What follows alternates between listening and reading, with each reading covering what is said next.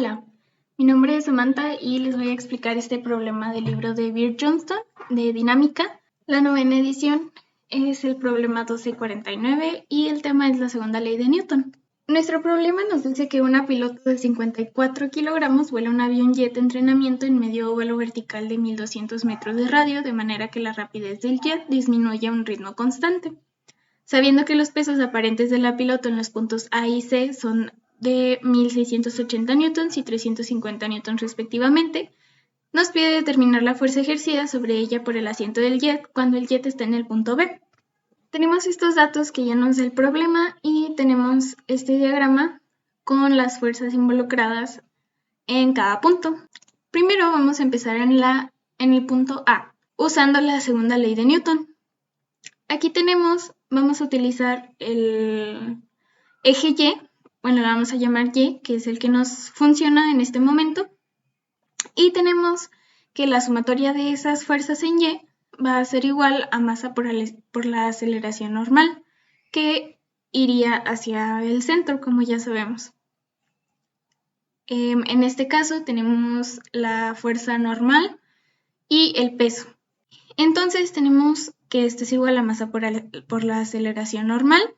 Tenemos todos estos datos y lo único que nos falta es la aceleración normal, que es lo que vamos a calcular para después utilizar la fórmula de aceleración normal y obtener la velocidad que lleva en A, que esto nos va a servir posteriormente.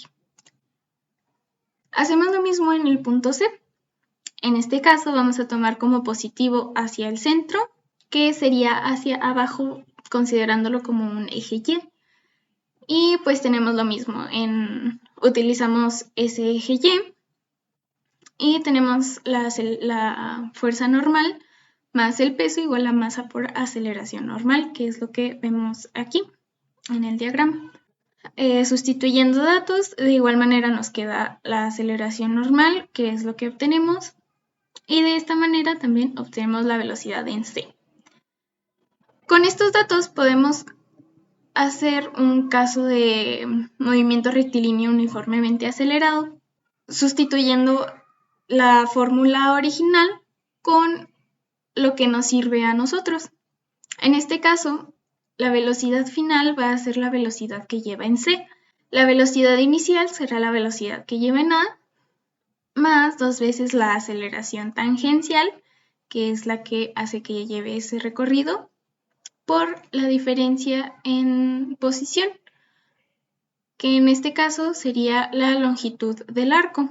Pues de A a C, la distancia que recorre es este arco. La longitud del arco sabemos que está dada por esta expresión y sustituyendo datos tenemos que es de 3.770 metros. Entonces vamos a despejar la aceleración tangencial de esta ecuación de MRUA que sacamos.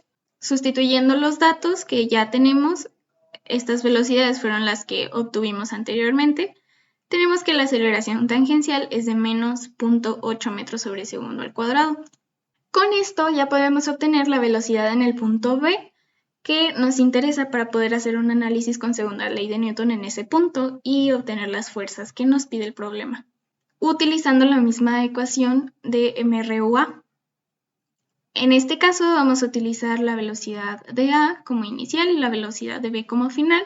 Sin embargo, podrían también utilizar la velocidad de B y la velocidad de C, siendo la velocidad de C como final y la de B como inicial, y tendría que dar el mismo resultado. En este caso, vamos a utilizar A y B y vamos a utilizar la longitud de arco entre A y B, que en este caso sería precisamente la mitad, pues tenemos un ángulo de 90 grados entre A y B. Obtenemos este resultado y sustituyendo todos los valores en esta ecuación, obtenemos que la velocidad en B es 150.18 metros sobre segundo. Ahora ya podemos obtener más bien hacer un análisis de la segunda ley de Newton en el punto B para analizar nuestras fuerzas y obtener las que nos piden. En este caso vamos a tomar X a la izquierda como positivo o hacia el centro, como ya habíamos dicho de la aceleración normal, y hacia abajo como positivo. Primero tenemos la sumatoria de fuerzas en X, que sería, tenemos solamente a NB, y eso sería igual a la masa por la aceleración normal. La suma de fuerzas en Y, tenemos la masa por aceleración tangencial hacia acá, el peso hacia abajo también, positivo, y una fuerza que es la que vamos a tener aquí en el asiento, la que va a ser el respaldo a la piloto, que también va a estar en este eje y va a ser negativa, pues va hacia arriba. De esta manera ya tenemos todos los datos que necesitamos para obtener la normal en B. Tenemos la masa, la aceleración es igual a la velocidad al cuadrado sobre radio, que son datos que ya obtuvimos, y obtenemos esta fuerza normal que está haciendo el asiento hacia la piloto. Y después obtenemos la la fuerza F, que es la que hace el respaldo. Despejando F, tenemos esta ecuación y ya tenemos todos los datos. Tenemos la masa, la aceleración tangencial que obtuvimos anteriormente y el peso de la piloto. Y tenemos que F es igual a 487 newtons. Ahora tenemos que considerar estas dos fuerzas, pues son las que en total está haciendo el asiento, tanto el asiento en sí como el respaldo. Entonces, vamos a obtener una fuerza resultante usando Pitágoras y obtenemos que la fuerza total que está sintiendo la piloto por el asiento es de 1125.6 newtons. Y ese sería el resultado de nuestro problema.